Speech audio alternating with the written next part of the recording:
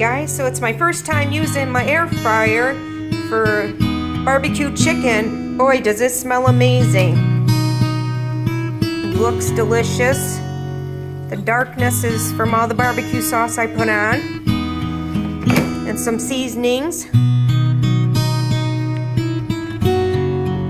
my salt potatoes. That's what's for dinner tonight. I'm so excited. Tasty night. One perfect dinner right there. These are the seasonings and barbecue sauce I used on the chicken, and it tasted amazing and so tender. Highly recommend the air fryer if you can't barbecue outside. We couldn't yesterday, it was pouring out. Have a good day.